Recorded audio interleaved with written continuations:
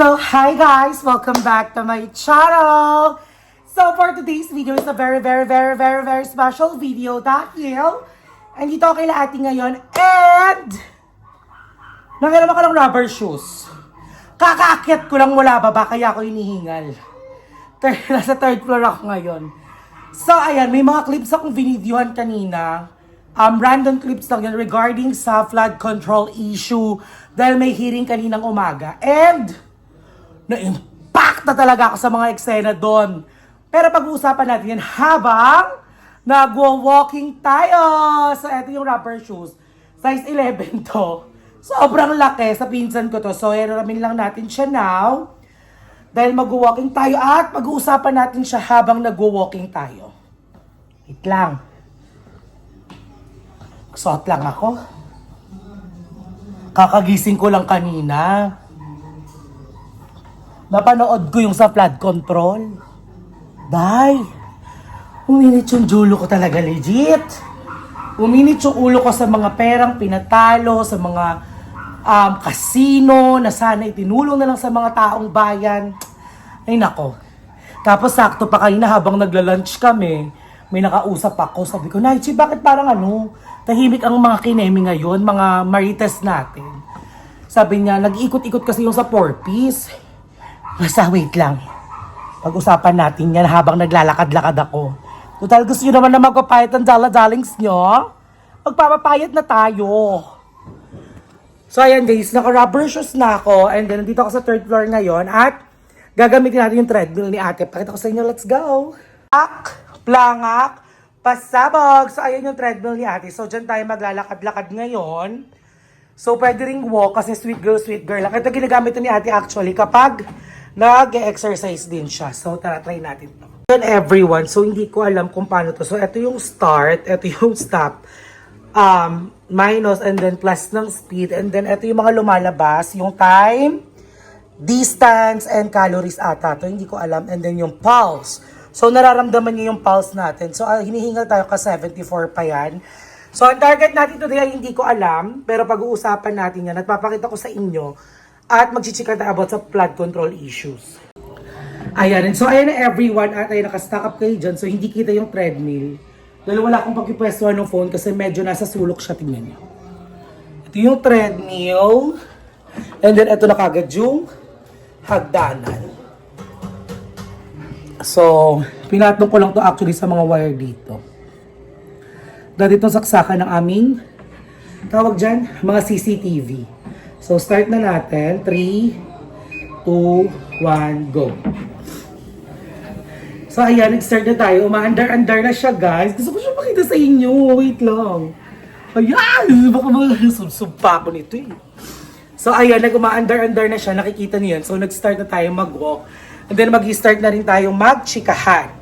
So, first, ang isa talaga, eto napansin ko to ha. Kapag mayaman ka, wala talaga or mapera ka, walang kahit anong bagay ang hindi mo kayang gawin. Why? Look, isa sa mga issue na nakita ko talaga doon ay yung paggawa ng mga peking ID. Imagine guys, parang medyo mabagal siya. Bilisan natin. Speed 1.1, ayan 1.2. So, isa dun sa mga bagay na yun is nakipansin ko yung paggawa ng peking driver's license. Tapos, kinonfirm na ng LTO na peke yung driver's license na pinresent niya sa isang establishment na casino, dinidinay pa rin niya na siya yun. Di ba imagine? Verification ka dyan eh. Opo. Opo. So yun na deny. Hindi ko po dinedeny yun. Napunta po ako ng Okada na nakapaglaro po. Noong 2022. Hindi ko po alam yung state. Basta 2022 po yun. You better compose yourself. Kasi pabalik-balik na ang sinasabi mo. Walang maniniwala sa iyo pagkaganyan yung master. Okada na yung nagsisertify eh. Yes po. Totoo naman po na. Nakapaglaro po ako ng 2022. Kasi ang sabi niya, ang meron lang daw ay, tawag dito, wala, may pinipindot. Magi, ano yun? May napindot ako. Kasi ang sabi niya ay, ginawa lang daw yun ng isang hotel staff na hindi pa doon mismo sa hotel, sa tawag dito, na hindi pa mismo dun sa casino na pinaglaruan niya. So, di ba nakakaloka? Picture niya yung nakalagay doon, pangalan niya yung nakalagay doon, tapos sasabihin niya na hindi siya yun at hindi niya alam yun. Dahil ang alam lang daw niya is yung parang membership number. Eh tapos, eto naman, itong establishment or casino na nag-email na nakinonfirm na sa government na ang nag-present nung driver's license na yon para sa VIP Kinembolar ay siya mismo. But still, dinideny niya. Sabi niya, meron naman daw siyang original na driver's license. Bakit daw kailangan niya pang mag-ano ng peking driver's license? Why? Because ayaw makilala yung totoong pagkakakilanlan at pangalan mo. Kasi nga, may mali kayong ginagawa. At isa pa sa nagpainit ng ulo ko talaga, nagpatalo ng 950 million or billion ata yung narinig ko kanina. Alam ko meron ako video ko ata ko yun kung magkano or napanood ko na lang. Girl, 950 billion or kahit million man lang yan. Napakalaking pera na pinatalo nyo, na pera ng Pilipinas, na pera ng mga taong bayan, para lang hindi kayo ma-money laundering, para lang hindi makita na meron kayong kinukurakot na ganun. Nakakaloka kayo. Ang daming Pilipino ang naghihirap ngayon. To be honest with you guys, actually, nasad ako kanina. Kasi, kausap ko yung isa sa mga kapitbahay namin na member ng 4Ps. So, nagwa-walking pa rin tayo. Pero parang medyo mabagal. Ito natin yung speed. Parang medyo bumilis na siya. Ayun, na member ng 4Ps. And then, ang sabi ko, magkano bang 4Ps ngayon? Magkano bang binibigay? Sabi niya, kapag 2 students daw ang nakukuha niya in 2 months ay magkano? 3.6 or 1.8? Parang ganon, 1.8. 1.8 ata, 2 months. So, magkano lang yun sa isang estudyante? 900. So, kung 1.8 ang isang buwan, 3.6 ang 2 buwan. So, 2 estudyante, 900 ang student in 20 days. If I didn't mistaken, I feel like parang 1.8 lang ata. Parang hindi siya 3.6. 1.8 lang. So, imagine nakakaloka. So, kung 1.8 sa isang estudyante ay 450 sa isang buwan. And then, yung kinukurakot nyo, milyon-milyon. Tapos, hindi pa buwan-buwan nakukuha. Yun yak, ang sabi nga is parang every 2 months, bago mo makuha yung withdraw mo or yung kuha mo. Like, nakakaloka talaga. I mean, napakadaming department or sector ng gobyerno na pwedeng paglaanan ng budget, na which is pinagtrabahuhan din naman ng mga Pilipino, na dun yung ilagay at mas mapapakinabangan ng maayos. Mas okay, to be honest. Mas magandang makatulong kayo. Alam mo, sabi nga nung isang interview ni Jessica Soho na parang, ano pong masasabi niyo sa baha na nangyayari dito sa lugar niyo? Ang sagot niya, palakihin niyo yung bahay niyo, pahirapan niyo kaming mahihirap. And then one thing that really touches my heart nung sinabi niya na naiyak siya, na naluha-luha siya, sabi niya ay kailangan tumigil nung anak niya sa pag-aaral dahil sa baha. Dahil hindi makapasok sa tuwing umuulan ang taas ng baha. Imagine kung ilang Pilipino ang nahihirapan dahil sa pangsariling kagustuhan niyo. Hindi naman siguro tayo magiging malis dahil lahat naman tayo siguro nangupit ng kabataan or may mga ghost project din naman tayo. Pero maliit lang. Like sabi mga 20 pesos, 50. Ba't sabihin mong milyon-milyon at bilyon-bilyon ang ninanakaw nyo sa Pilipinas? Gosh, nakakaloka. Paano kayo nakakatulog na sa tuwing umuulan nakikita nyo na grabe yung baha doon sa lugar na pinaglaanan ng perang yun na dapat ayusin nyo? Paano kayo nakakakain? Kapag nakikita nyo may mga tao nasa ibabaw ng bubong nila, alam nyo yun? Like, dapat yun yung iniisip nyo. Sobra, actually. Hindi makatao, hindi makatarungan yung ginagawang korupsyon or pagnakaw sa pera ng bayan. Dahil hindi naman lang yan basta-basta pera, dahil pinaghirapan ng mga Pilipino. Biruin nyo, 20,000 pesos ang sahod sa isang buwan, may tax pa. 25,000 pesos ang sahod sa isang buwan, may tax pa. Kasi if I didn't mistaken, alam ko sa mga BPO or sa mga corporate world, below 20,000 non-taxable, pero 20,000 above is taxable. Imagine nyo na lang yung expenses, 20,000, bago nila makuha yung sahod nila. Then babawasan nyo pa ng tax. Sa dami ng tao na nagtatrabaho sa Pilipinas, sa dami ng establishmento na nagbabayad ng tax, don't wonder kung bakit ganyang kalaking perang nakukuha nyo sa bayan. And no, alam mo, napakahirap. At tuwing may magkikwento sa akin na, grabe, dito, syempre naman sa lugar nila, grabe no, grabe yung ninakaw na pera, ang dami. Tapos lumalabas na ngayon sa mga ano kasi, sa mga TikTok and Facebook na parang, sobra-sobra yung eto yung 1 million, 2 million, 10 million, 20 million, 100 million. Yung difference, and then nakikita ng mga tao kung gaano kalaking perang nawawala.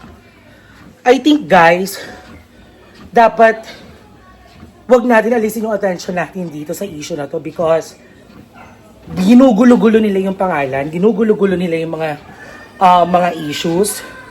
So I think for me, the best thing, dapat mag-engage tayo. Ipakita natin na lahat ng Pilipino ay, tawag dito, interesadong malaman kung saan napunta yung pera ng bayan. Kasi I think if na-bored tayo dahil nga iba-ibang, tawag dito, iniiba-iba yung pangalan, pinapagulo na eksena, ang dami nang nai-involve, syempre mawawalan tayo ng gana kasi naku, alam ko na ending yan.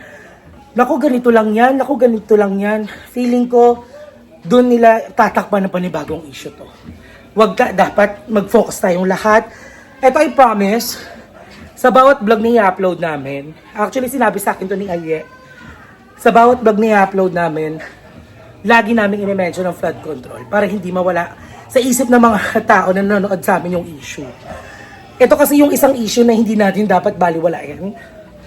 Kasi pera natin to. I mean, ako, as a consumer, there are products na meron talagang tax. Kapag kumain ako, may tax. Pag bumili ako ng yosi ko, may tax. So, I think I need to be, interested sa ganitong issue kasi isa ako sa tao na nakawan ng mga taong to. Isa tayong lahat sa nakawan ng mga taong to kasi pera natin yun. Diba? Pinagtrabahuhan natin yung pambili, hindi naman natin hiningi yun. So, kailangan talaga hindi malato. Huwag tayong makeme or parang maging interesado sa iba't ibang issue na ilalabas nila. Kasi for sure, ganitong issue, lalabas na ng ganitong issue. Mag-iiba-iba yan. Hanggang sa mawala na yung flood control. Kasi tingnan mo, naglalabas na ng mga pangalan, tapos binabago pa. Ano ba yun? Laro-laro. So, ilalapag ko nga muna kayo. Teka lang. Ayan, so nilapag ko na kayo, guys. So, hawak lang tayo dito. Diba? So, ang time natin is magte 10 minutes na tayo nag-walk. And then, halang galing. Nung humawak ako dito, naramdaman yung pulse ko. Kanina, wala. Yung sa pulse, parang error. Ngayon, ang pulse ko ay 61. Naglalaro siya sa 60 to 61. Distance ko ay 0.2. Calories, 20.9. So, ayan ang bongga. Pero hindi ko alam kung nakakailang steps na ako. Wala siya ditong steps. Ayoko na siyang galawin. Ano itong may incline, yung speed, yung mode. Ano bang mga mode nito? Wait lang ha. Ba't yung nagaganto ko pero hindi ko Ay, ang galing. Pwede kang lagay ng phone dito and then magpatugtog. Yung ito pala ay speaker. Ay, ang bongga. Ay, ito to? Saan ito nilalagay? Saan to? Dito? Dito ba to? Hindi ko alam. Bakit may ganito? Dito. Wala ulit yung sa pulse. Kailangan ko ulit ata humawak. So, ayan. Ay, bongga. Ayan na. Pulse natin ay 80. Alam, bilis. 92. Ayan. 89. Naglalaro ng 89.9. So, ayun lang.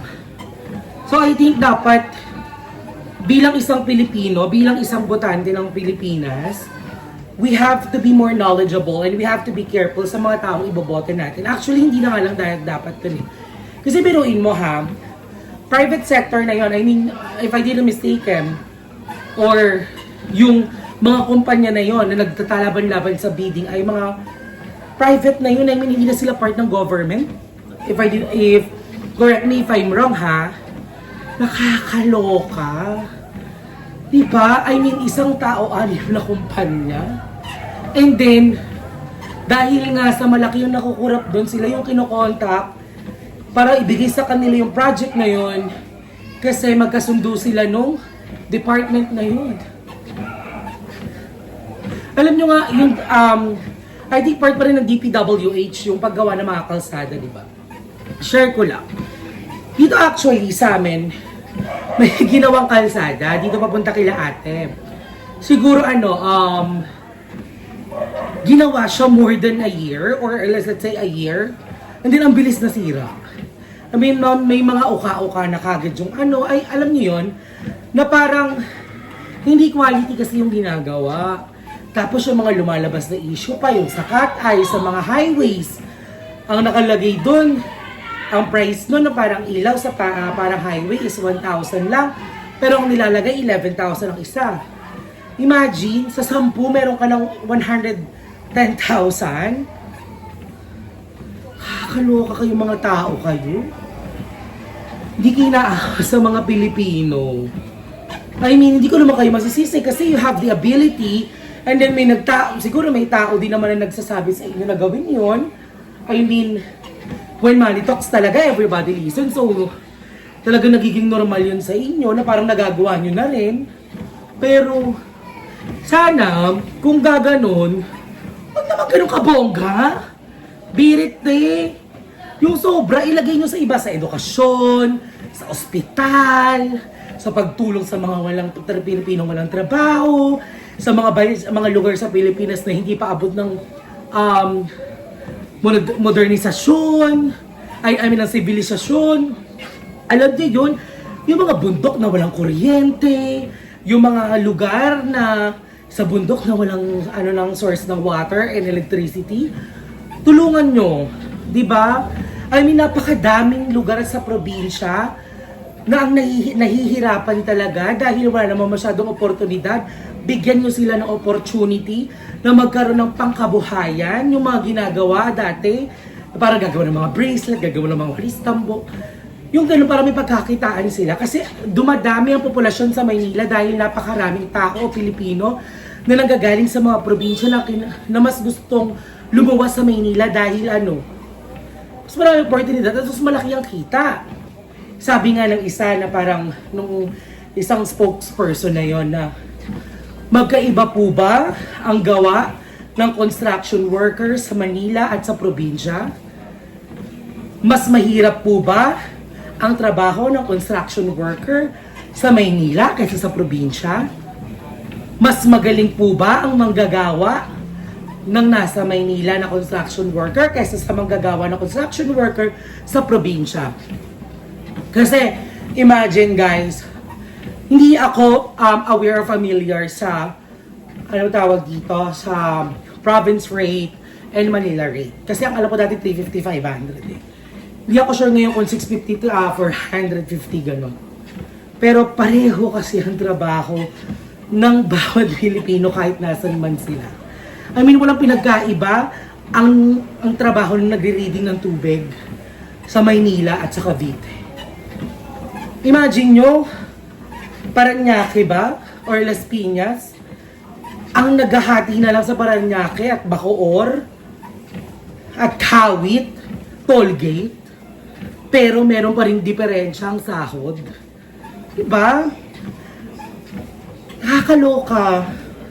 Ang call center agent ba ng Maynila ay mas magaling sa call center agent ng Cavite? Nakaka-stress. Medyo hinihingal na ako. Pero nawala yung hingal ko. So, 16 minutes na to. Siguro kahit mga 30 minutes na ako mag-walking. Medyo malaki-laki na siguro yun. So, ang calories ay 35.2 na. So, yun guys. Natapusin ko na itong 30 minutes at babalik ko kay mamaya. Kung anong naramdaman ko. Bye!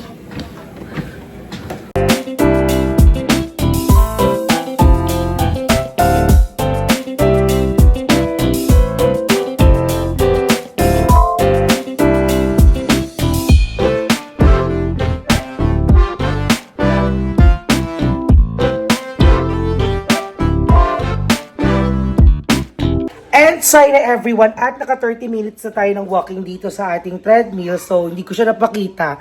Kala ko nag-i-stop siya. Look, hindi pala nag-iinto dito yung mga nakakeme kapag in-stop mo. So, hindi siya nag-i-stay, nawawala. So, ayun, nakasaktong 30 minutes tayo and ang sarap sa pakiramdam. So, I think dito ko na i-end ang ating vlog at dahil parang nanginginig-ginig yung mga paa ko. Para nakabawas ako ng 90 or I think 100 calories. Kasi naka 4 speed ako, 30 minutes, 4 speed. Hindi ko alam kung anong equivalent niya, kung ilang distance yon. Pero chinek ko parang yung normal, parang sa 3 ay parang nasa 4,000 steps. Yung nakalagay ha, sa 30 minutes, pero hindi ko sure. So ayan, next time is, isiset na natin yung phone natin sa ganun para nalalaman niya kung nakakailang steps tayo. Feeling ko hindi dapat sa phone eh. Mas maganda kung sa watch. So i-check natin yan. So, minsan nairamin natin yung watch ni Madam. So, ayun na everyone. Thank you so much for watching this vlog. Maraming salamat at samahan nyo ako sa papayat journey ko. Ayan, totoo na to. Magpapapayat na tayo. I love you everyone. Thank you so much mga dala-dalings ko. Mom cheese, pop cheese, kuyas, ates, and mga sisters ko dyan. Thank you so much for always supporting us all the bayuts and watching our video. Mahal na mahal namin ko kayong lahat. I love you.